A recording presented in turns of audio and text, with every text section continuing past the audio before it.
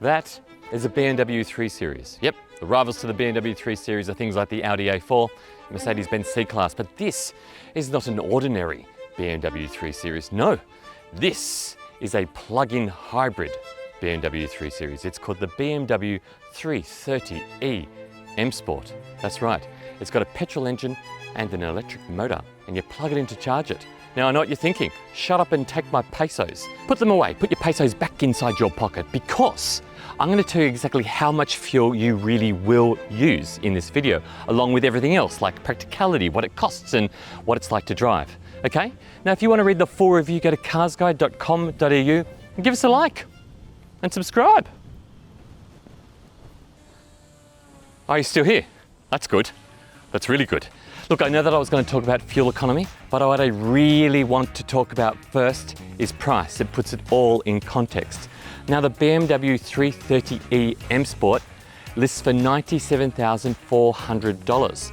Now, I say M Sport because it comes standard with the M Sport kit, okay? That adds things like adaptive suspension, adaptive M Sport suspension. It's really good. It also comes with the M Sport Pro package. It costs $2,800. That's an optional extra that's fitted to this car. That adds things like that glossy kidney grille, the boot lid spoiler, and those fancy seat belts. There's another option added to this car too. It's called the visibility package. It adds adaptive LED headlights and that sunroof. It costs $4,800 as well. You don't have to get it, but you do get those good things as well. But $97,400 will get you into the 330 M Sport. That's the list price.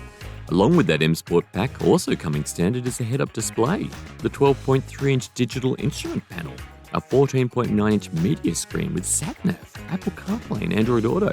There's 3-zone climate control, wireless phone charging, digital radio, and power adjustable front seats. The BMW 330e M Sport also comes with a Hey BMW feature. It's like Hey Siri, only it's not a phone, it's a car. So you ask it to do things like, hey BMW, put my window down.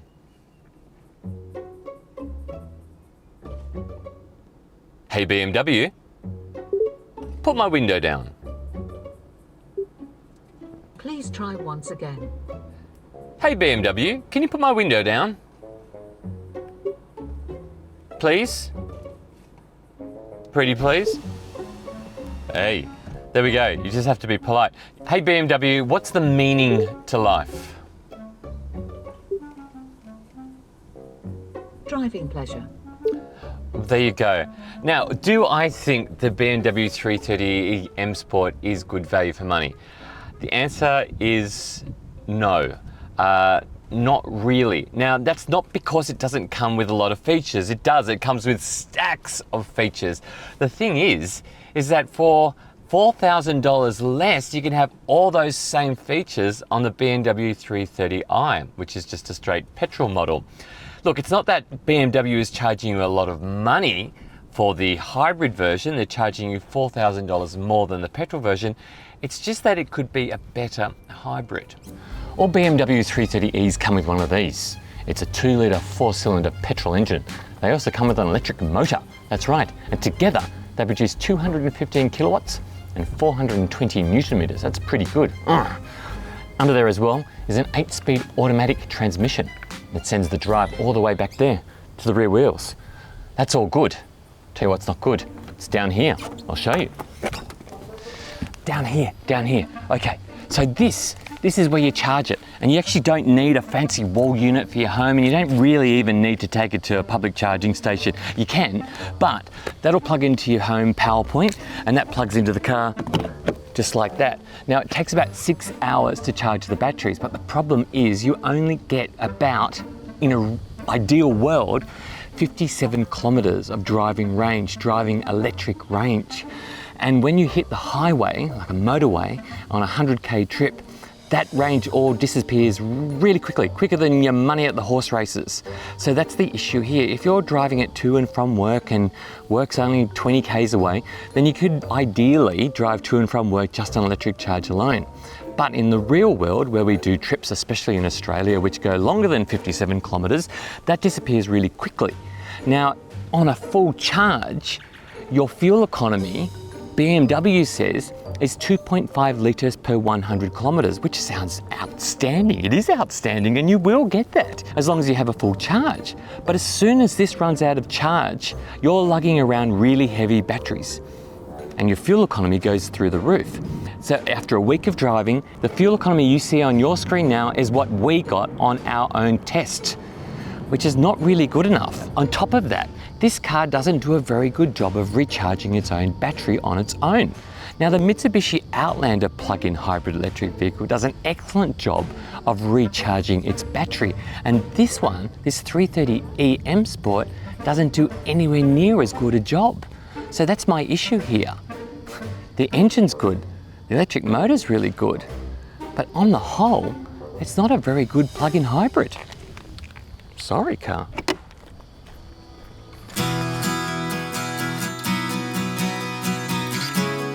Okay, now there are really no complaints here when it comes to what it's like to drive. The visibility is really good, the ride is great, the performance is good. When you've got that battery charged, the motor's raring to go, the engine's ready to go, and you put your foot down, you've got this extra boost function which sort of just takes off like that. The acceleration is really brisk. Like I said, hardly any complaints. The only complaints really I've got are that digital instrument cluster. It's a bit over stylized. I miss analog dials. When these digital displays came out, I thought they were awesome, and now I just feel like I'm looking at a phone. So I miss the analog dials, but look, I'm really looking for trouble here. I think you'll really like the steering as well. It's light, it's accurate, it's got good feel to it. The pedal feel as well underneath my feet, the accelerator and the brake feel just right. And right down to the seating position, BMW does great seats. And the seats in this 330e M Sport are just perfect. They're snug. I'm quite large, but I don't feel like I'm stuffed into it like a pickle in a jar. I actually feel really well supported. I could sit here for hours. Now, I fully charged the car up yesterday and I'm already down to 29 kilometers, and I've done all of about 3 kilometers of driving.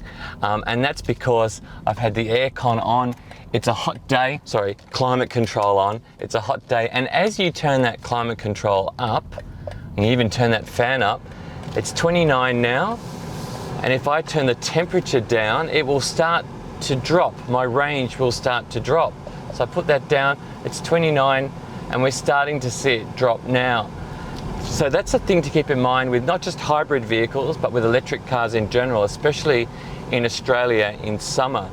You might have to be a bit warmer on long distances, otherwise your range might not be as good. And it really affects a car like this, where the electric range in it anyway isn't particularly great. And just in terms of driving it as a hybrid as well, you've got several different modes. You've got a sport mode, which really sets it up for performance and gives you acceleration right under your foot the whole time. And you can hear that petrol engine kicking in. It's a good sounding engine as well. Keep in mind though that that engine note when you're in sport mode is synthesized. So it sounds good, but I don't know if it's all real. In fact, I know it's not all real. There's also a battery hold function, and I get an indication on the screen saying battery charge is maintained at the current charge status whilst driving. So it really tries to preserve the charge in that battery when you've got that there, although it does lean on that petrol engine a bit more. Put it into hybrid mode, and now we are coasting down here at 25, 26, 27, 30 k's an hour in total electric mode. And then you put your foot down and that petrol engine kicks in like that. It's a great system. If only the range on this car was a bit further than what it is, and if only this car was able to charge up its battery on the go like some of the newer plug-in hybrid electric vehicles can, that'd be ideal. Now, at lower speeds, the 330e M Sport emits this spooky, ghostly, sci-fi, futuristic sound. It's mainly a safety thing. Actually, it's entirely a safety thing. It's so that pedestrians can hear you coming. Otherwise, if you were driving under electric power alone, you'd be totally silent. Now, on the topic of safety, this car, the BMW 3 Series, was given the maximum 5-star ANCAP rating. Now, that was in 2019, so that's quite a few years ago now. Safety tech has come a bit further. A couple of the latest advanced safety pieces of equipment aren't on this car, but it does come with AEB. It comes with lane keeping assistance, rear cross traffic alert, and blind spot warning, so it's still a very good safety package. Do you know how long it's been since I last reviewed a sedan? Almost exactly 1 year. That's right. It was back in January 2022. It was a Kia Cerato sedan. That's because these days 3 out of 4 new cars that are sold are SUVs. So this is quite unique, quite rare, a sedan. Now, is it practical? Because we all think that SUVs are practical. Well, it surprisingly is, actually. The doors, they open ridiculously wide. That's fantastic. You've got a nice wide opening space there. In terms of getting in and out, it's been quite easy. Although I have been putting my kids in the back here in their car seats, and I tell you what, bending down to put a car seat into a sedan when you're first installing it is quite tricky.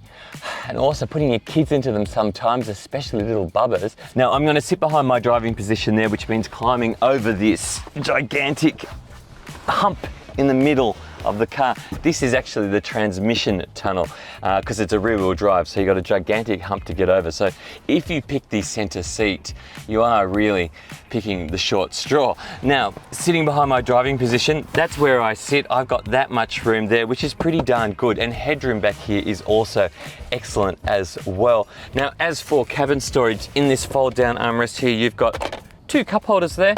It's very nice, but you have the world's biggest door pockets. Actually not the world's biggest, but they are so big. I mean, Volkswagen have got fantastic door pockets, but these door pockets on the 3 Series are fantastic. Back and front, you've got great storage up front too, and a wireless charger, good center box in the middle, directional air vents in the back there, climate control, USB ports. I tell you what, it's just as practical as an SUV, except for the ride height, which helps with getting kids in and out, and also that boot capacity as well. Actually, let me show you the boot. Now, boot size. Now, obviously the biggest issue you have with a sedan is that you don't have the opening that you have with a hatchback or an SUV, but you do have a fairly decent sized boot. There we go. It fits the 2 CarsGuide luggage items just like that. And whew, quite a lot of room in there. Underneath there is the split storage, so a room for the charging cable and other bits of contraband that you might have. Oh, here we go. To prevent the key from being locked in, do not place it in the luggage compartment. Have to remember that one. Now, the BMW 330e M Sport is covered by BMW's 5-year unlimited kilometre warranty. Now, the hybrid battery, that's covered by a separate warranty. It's a 6-year, 100,000 kilometre warranty, which is about par for the course. Oh, here we go. If the washer fluid reservoir is empty, the washer pump cannot operate as intended. Sage advice. I like the look of this car. I love that it's not an SUV like everybody seems to have. It's the quintessential BMW. It's the 3 Series. I like that glossy black grille that the M Sport Pro package gives it, and that boot lid spoiler. I like its aggressive front bumper. I really like the look of it. That red, by the way, is called Melbourne Red. It should be Melbourne Grey. Sorry, Melbourne Red. That's right. Look, it's a shame that it's not a good plug-in hybrid electric vehicle. That 57 kilometre range just isn't enough these days, and it disappears really, really quickly, especially in Australia on our long trips. And then it doesn't charge itself up by itself very well either. You do have to plug it in, and that takes a little bit of time 6 hours to charge at home through a PowerPoint. It is a shame. Also, for the same amount of money, you could get a fully electric BMW SUV. Actually, less money. You can get the iX1 fully electric SUV from BMW for less money than this. And for a little bit more, you could get a larger SUV, the iX3, for just a little bit more money. Fully electric, you'll never use petrol ever again. Do you still want one of these? Anyway, if you want to read the full review, go to carsguide.com.au and give us a like and subscribe.